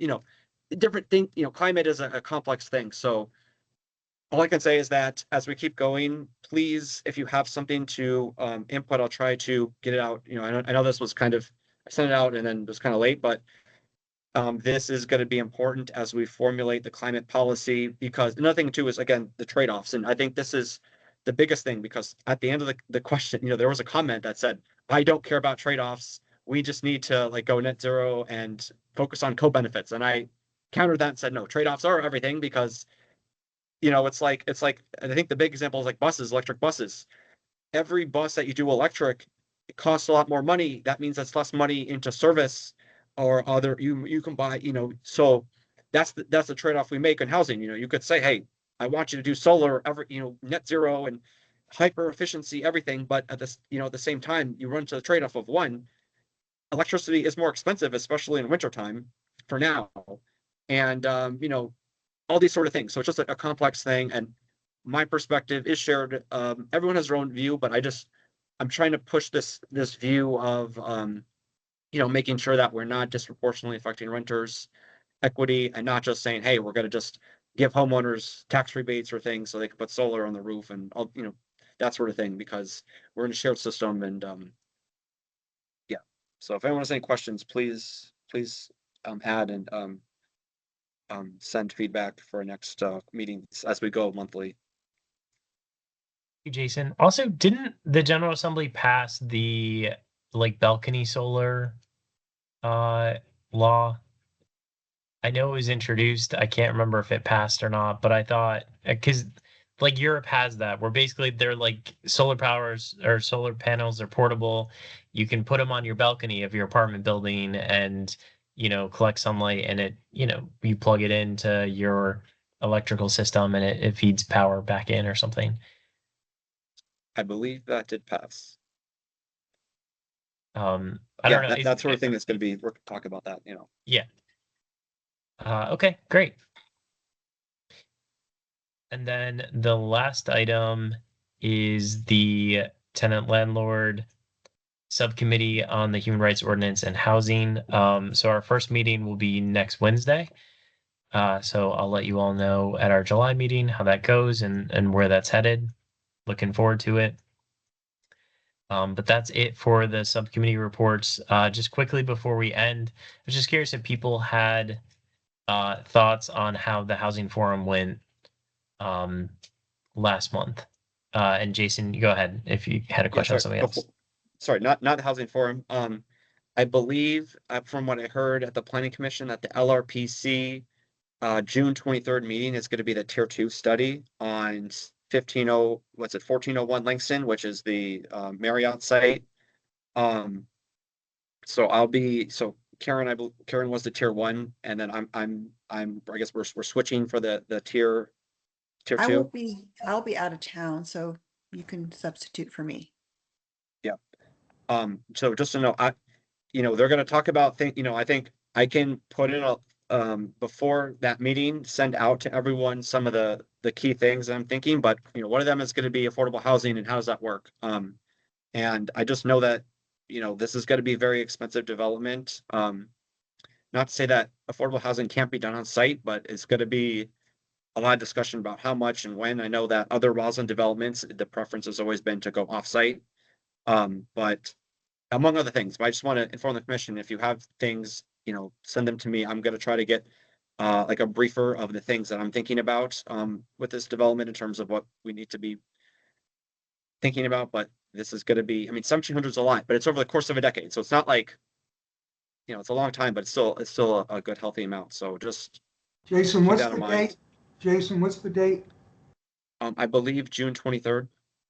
And I just heard this at the planning, so it's not on the website yet. This is what I heard at the planning commission. So it may be wrong, but I just want to put it out there so people know, and it's not like, oh my God, you know, I just want to be, you know, these are big discussion points that are going to be there. So I want to make sure that everyone gets feedback.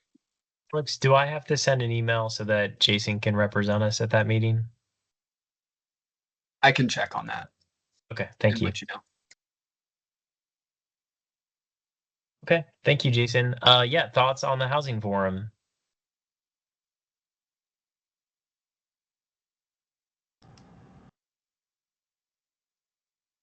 Did people like it? Did people not like it? Did people find it was helpful? Do we I want to would have do that liked to again have next that year? sheet of paper ahead of time, you know, the priorities paper. Did we circulate it ahead of time? I mean, we came up with it last year, but I know, but I um, hadn't had a chance to like reabsorb it. I mean, I for you, it's don't. all like second nature, but sometimes you know, I don't it- think. I think maybe I got it in advance, but I don't know that the full commission was given that in advance. Alex, do you recall? I don't think so. I don't believe so. I don't believe so. But yeah, I mean, we should definitely try to make sure that any materials like that are circulated in advance. I think part of it was staff was hoping that they would send it to me and then I would provide feedback and then we could send it to the whole commission, but I had been swamped and so I wasn't able to do that. And then I think it probably just got stalled with we sent it to Kellen, we haven't heard back. Yeah, so my apologies if I played a hand in that not being sent out to everyone. Was the promotion for that meeting different than the one we had last fall where we had a really big turnout? Last fall where we had a big turnout. We had a The meeting one in the fall where on the ordinance that was in like like I forget where it was, but it was kind of the near like panel, the UPS store. the panel Yeah. discussion, I think that was last April or something. Okay, so yeah, totally wrong timing on that. But Um, yeah, because I was just curious, like that one got such a good turnout and this one didn't comparatively. I mean, yes, I think there was more marketing that was done for the other event, than was done for this event. Uh, I think this one was the marketing was a little bit more last minute. Um, and then the original marketing was really focused on like the process for Housing Arlington and like we're gonna have multiple events as opposed to specific marketing just for this event. Which I think if you're trying to get people to show up to a event, you have to market that event. You can't just say go to our website and there's like a bunch of events. Like you have to tell them about each one. Um, so yeah, that was a choice, but um yes, I think marketing could have been better. I mean, we canceled the one in February because of marketing, but I think we still had a decent turnout. Like we still had a good number of people there, but yeah, there are more people that I would have loved to have had participate in that discussion and also different folks from the community. I think there were definitely some groups of folks who were missing from the audience. That it would have been really nice to have heard from. So I would like to do something like that every year. But I think we can definitely do a better job in working with staff to make sure that we're engaging with folks far enough in advance and in a way that gets them to show up for that. Other thoughts? Go ahead, Karen. actually not a thought, but I just have a question. Like the tenant summit, how did that go? Or does anyone have a clue how that one went? Did anyone go to that? That was back in last May. month, May, Yeah, I wasn't able to attend. because that one got a lot of publicity, or I saw it everywhere. So I was just curious. So I guess none of us know what the turnout was for that. Or maybe Go Alice ahead. does. Alice probably was there. Go ahead, Alice. I was there. But I had another commitment in the morning, so I came really near the end, like 45 minutes before it was supposed to end, or a half an hour, and they were already closing up shop. I did not get the sense that there had been very many people there at all. So I don't know if it was the location or fear of showing up at these things. It could have been a lot of different things, I guess. But that was the first time they had that I remember that they had it at what's that place called? Sequoia Plaza. So I think in the past they've had it at Thomas Jefferson or Alice Fleet, maybe one of those two. Alice Fleet, I guess it was. And I think that was maybe closer to communities that could even walk to it.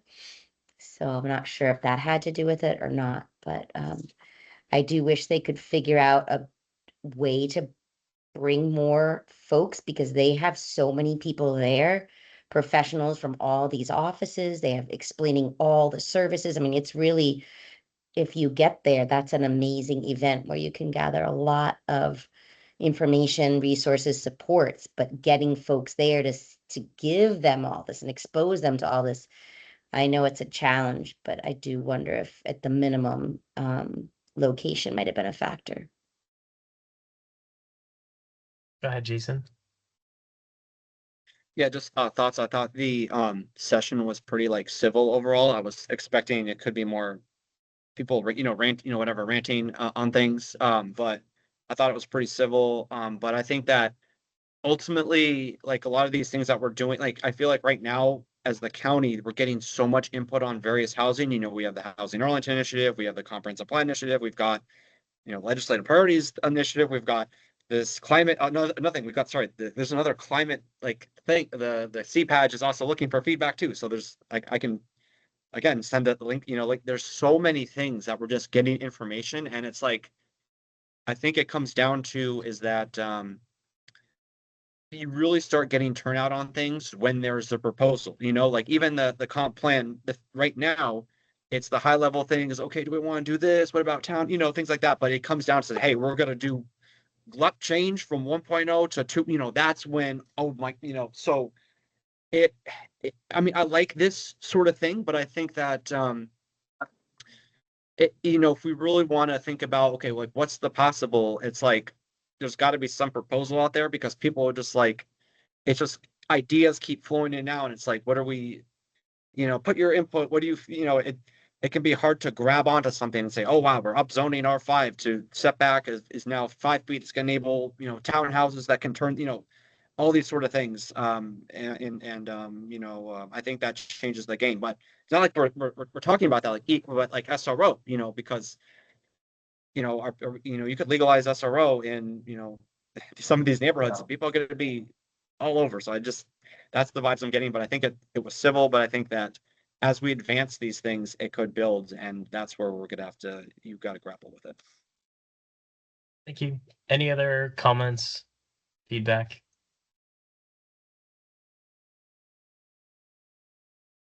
I liked it. I mean, yeah, I think there's definitely room for improvement.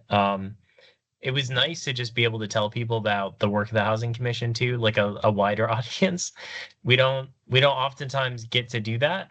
And so it was nice to just say, like, here's a lot of the hard work that the Housing Commission has been doing to move some of these proposals and recommendations forward, and had people respond, mostly positively to the work that we were doing. And then a chance to engage and interact with them. So I think we can improve this, for next year and figure out how to get more people to want to attend and engage, as well as figure out the setup to make that a little bit better. But I thought this was a good first one for us. Okay. Anything else before we end our meeting? Alex, what were the dates that you weren't available again for subcommittee? I have reserved rooms for June 15th and June 18th, noting that the 19th is a county holiday. So 15th might be preferable there for people, but those are the 2 dates where we have rooms booked right now. So need to pick between one of those. Perfect. Thank you. I'm good the 15th. 15th is good for me. Okay. Great. That was easy. Okay. Well, thank you all. Our meeting is adjourned. Have a good rest of your night. Bye. Thank you.